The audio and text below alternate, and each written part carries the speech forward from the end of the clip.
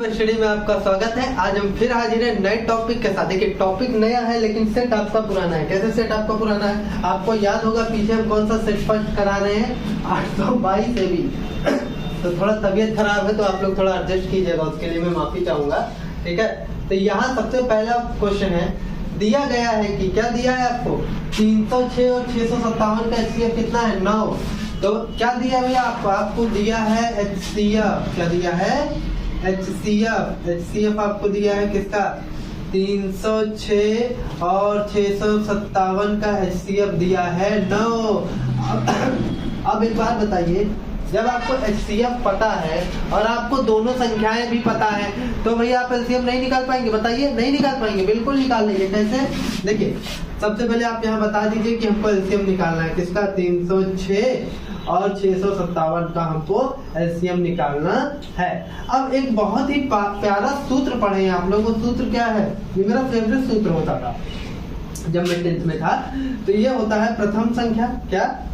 प्रथम संख्या गुणे द्वितीय संख्या। प्रथम संख्या गुणे द्वितीय संख्या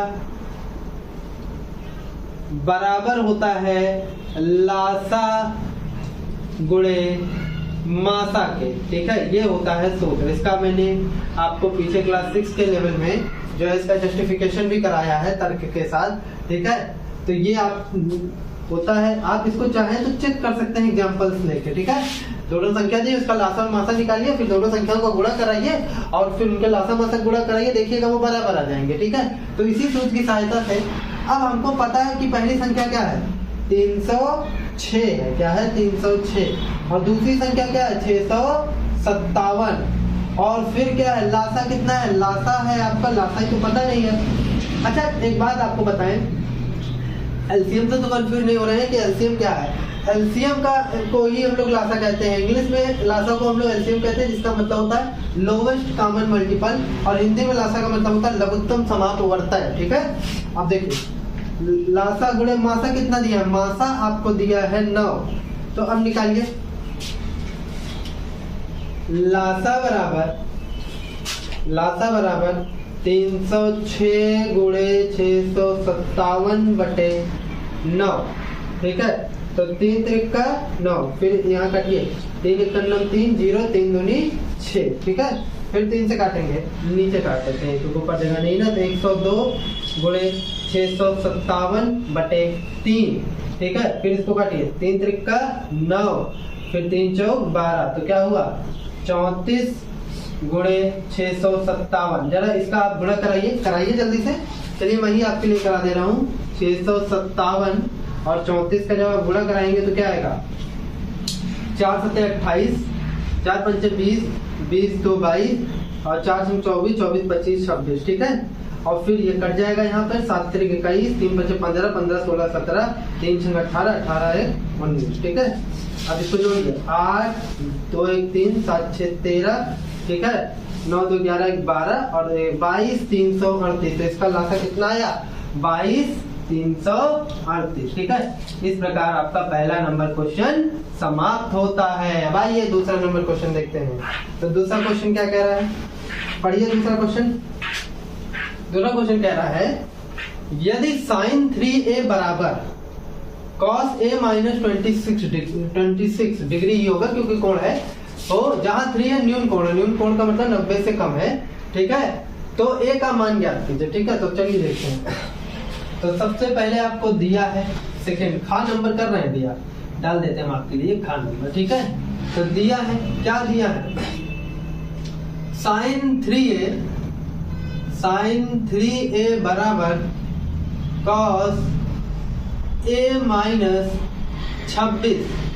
अब जरा सोचिए और विचार कीजिए। ट्रेन यहाँ पर भाई साहब बहुत परेशान करती है, खुद ही परेशान है। कभी कभी तो रात में हम लोग सोते रहते हैं, ट्रेन इतनी तेज बोल देती है कि उठना पड़ जाता है।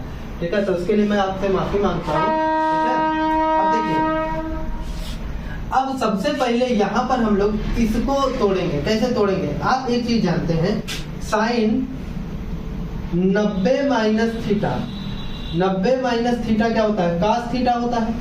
क्या होता है? cos theta. और cos 90 minus theta is equal to sine theta होता है। और भी होते हैं लेकिन हम उनकी चर्चा नहीं करेंगे क्योंकि हमारा इन्हीं दोनों से काम हो जाएगा।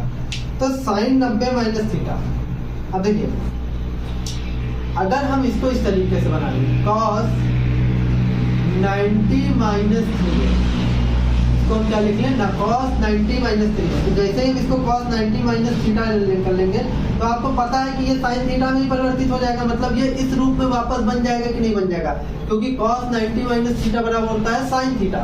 तो ये ऊपर साइन को ही तो हमने इस फॉर्म में लिख दिया, तो वास्तव में हमने कोई चेंज नहीं किया क्योंकि ये दोनों चीज इक्वल ही होती है कि अगर आप साइन थीटा दिया हो तो आप उसको कॉस 90 माइनस थीटा लिख सकते हैं। अब ये क्यों होता है, ये बहुत डिटेल चर्चा है, ये फिर कभी करेंगे हम लोग इसके बारे में चर्चा, ठीक है। फिलहाल हम लोग यहाँ क्वेश्चन देखते हैं, ठीक है। अब देखिए कॉस a माइनस 26। अब देखिए हम आपको जब समीकरण पढ़ा रहे थे तो वहां बताए थे कि ये एकदम जो समीकरण होता है एकदम तराजू के पलड़े की तरह होता है, तो जो इस पक्ष में होगा वही इस पक्ष में होगा। अगर सेम चीज छोड़ देते हैं तो तराजू के पलड़े पर कोई प्रभाव नहीं पड़ता। जैसे अगर मान लेते हैं आपको समझाने के लिए कि अगर यहाँ पर 10 किलो है और यहाँ भी 10 किलो है, तो अगर इस पलड़े से हमने 5 किलो निकाल लिया तो 5 किलो रिमेनिंग बचा, यहाँ भी 5 किलो रिमेनिंग बचा, तो क्या तराजू तब भी तो बैलेंस रहेगा।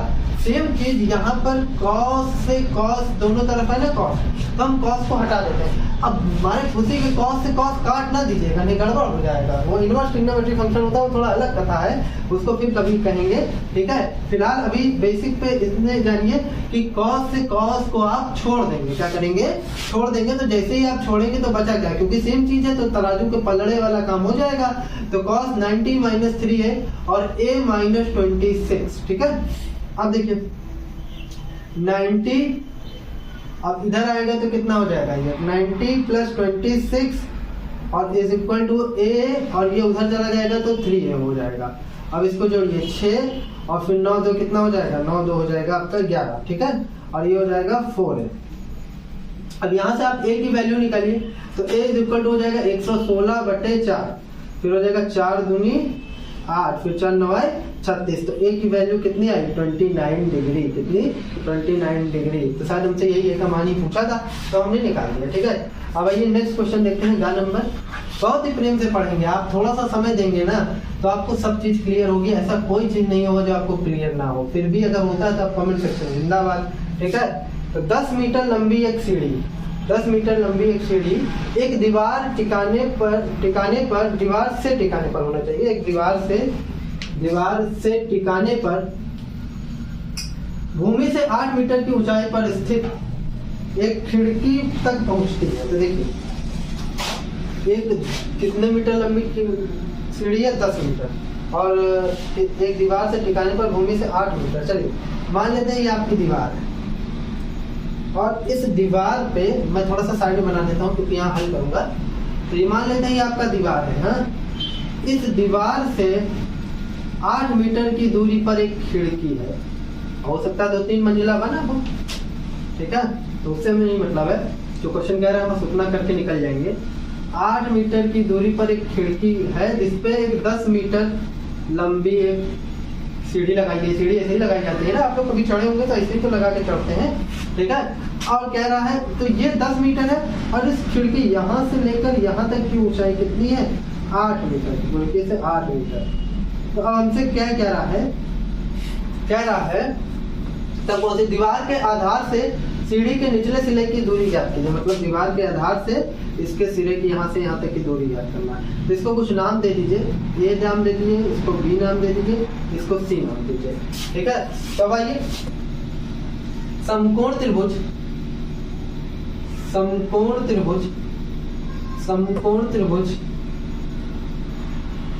ABC में। अब एक बात बताइए, दीवार के आधार से सीढ़ी के आधार की दूरी आपको निकाली, मतलब आपको BC तो निकालना है ना भैया। तो अगर आपको BC निकालना है, BC की अगर लंबाई निकालनी है, तो आप एक चीज जानते हैं 90 के सामने वाला कर्ण होता है, क्या होता है, कर्ण, और कर्ण का वर्ग शेष दोनों भुजाओं के वर्गों के योग से बराबर होता है। तो समकोण त्रिभुज में पाइथागोरस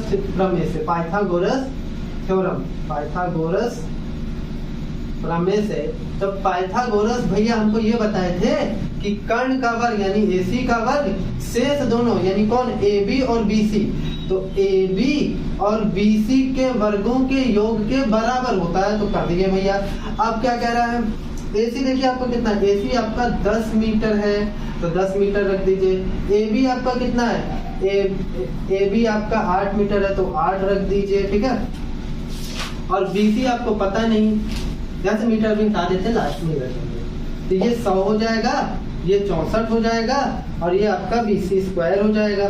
अब 100 माइनस 64 बराबर BC स्क्वायर, अपनी गली छोड़कर आएगा तो इधर माइनस हो जाएगा ना, तो ये 36 हो जाएगा और BC स्क्वायर जो कर हो जाएगा, अब यहाँ से स्क्वायर हटाएंगे तो यहाँ पर अंडर रूट 36, ये BC हो जाएगा और BC बराबर हो जाएगा प्लस माइनस 6, क्यों, क्योंकि अंडर रूट से कोई भी चीज निकलती है तो प्लस माइनस दोनों में होती है, ठीक है। तो BC इज इक्वल टू आप ले लोगे 6, अच्छा 6 तो ले लिए, माइनस वाला क्यों नहीं लिया, क्यों, क्योंकि दूरी कभी भी माइनस में नहीं होता है। कभी आपने सुना है कोई माइनस 15 किलोमीटर चल के आया है, वो आपका डायरेक्शन माइनस में हो सकता है, लेकिन दूरी को कभी भी आप माइनस में नहीं बताओगे, ठीक है, परिमाण देते हैं हमेशा उसका, ठीक है। अब देखिए नेक्स्ट क्वेश्चन और लास्ट क्वेश्चन देखिए, 5.8 सेंटीमीटर लंबाई का एक रेखाखंड खींचे और इसे 4:3 के अनुपात में विभाजित करें, दोनों भागों की माप लिखिए।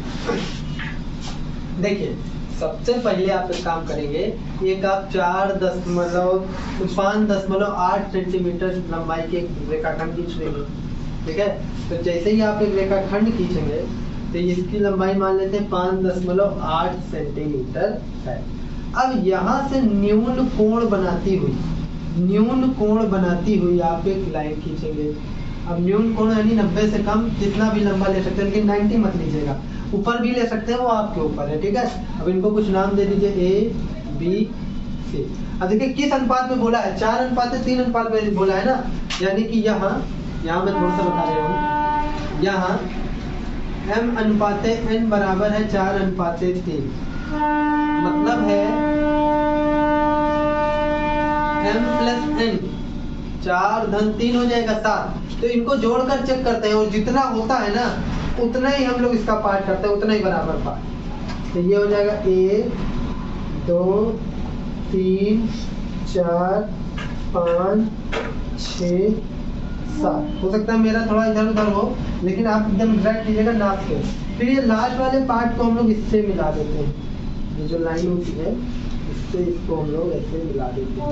तो जैसे ही इसको मिलाएंगे फिर नेक्स्ट इसको चेक कर लेंगे कि कितने अंश का ये कोण बनाएंगे।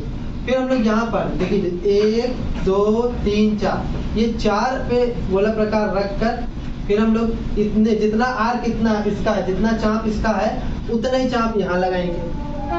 मान लेते हैं ऐसे चाप हम लगा लें। अब जितना आर्क इसका है उतना आर्क लेकर यहाँ आप कट कर दीजिए, क्या करिए कट कर दीजिए, जितना कोण है आप प्रकार से इसको नाप सकते हैं कितना है, उतना ही आप इसको केंद्र मान के यहाँ पर कट कर दीजिए, ठीक है। यहाँ पर इसको केंद्र मान कर, ये चौथा वाला क्यों 4 ही ले रहे हैं, इसका जवाब सुनिए, ये 4:3 में ना, इसलिए 4 को ही पकड़ रहे हैं, ठीक है।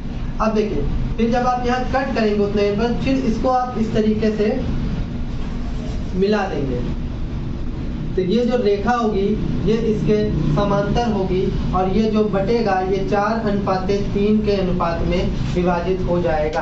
आप चाहें तो इसकी रचना भी लिख सकते हैं। रचना क्या होगी, सर्वप्रथम रेखाखंड AB खींचा, सर्वप्रथम रेखाखंड AB खींचा, फिर क्या किया गया, फिर क्या किए हैं हम लोग, फिर यहाँ पर फिर A को A से न्यून कोण बनाती हुई रेखा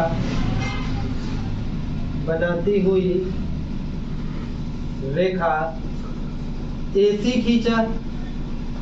खींचा, फिर AC को 7 बराबर भागों में विभक्त किया, AC को 7 बराबर भागों में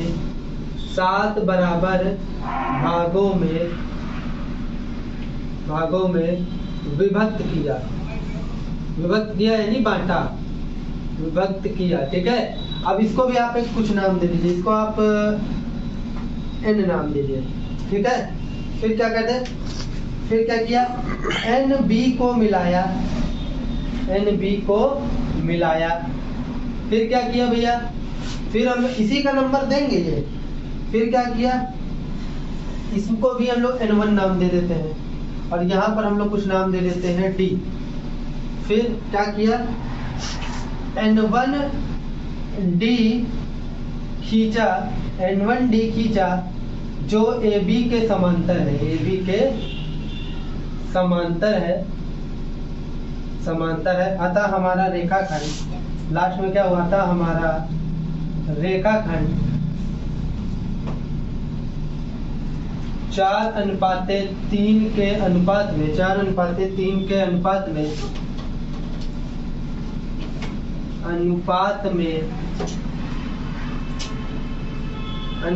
में यहाँ लिख दे रहा हूँ, अनुपात में विभाजित हुआ।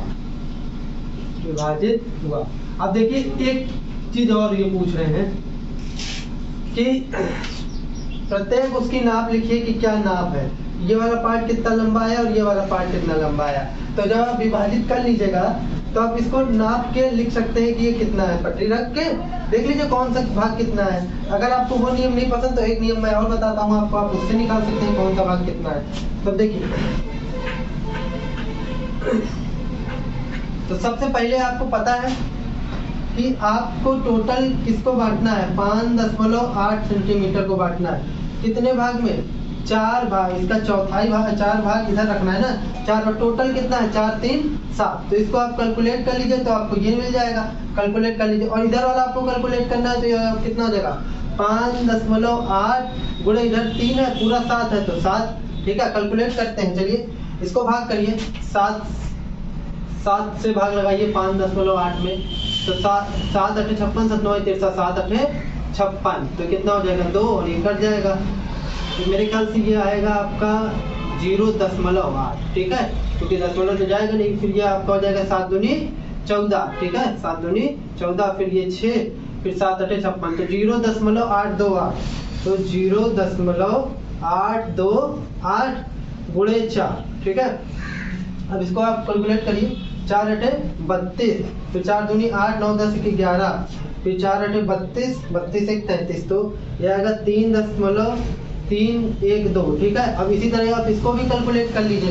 तो एक पार्ट आपका कितना है, 3.312 सेंटीमीटर, और एक पार्ट आप और कैलकुलेट कर लीजिए। तो इतने का मान तो सही होगा जब इसको आप भाग लगाएंगे, 0.828 गुणे 3। ठीक है, तो जब आप इसको वो करेंगे 0.828 गुणे 3 करिए, गुणा कराइए, 8 3 24, 3 दूनी 6, 6 7 8, फिर 8 3 24। ठीक है, 3 अंक के बाद दशमलव, तो 2.484। जब आप इसको जोड़ेंगे ना तो आपको 5.8 सेंटीमीटर ही मिल जाएगा, लगभग सार्थक अंक में। तो इसी के साथ हमारा ये आज का टॉपिक समाप्त हुआ। वीडियो अच्छी लगी हो तो कमेंट, लाइक और सब्सक्राइब।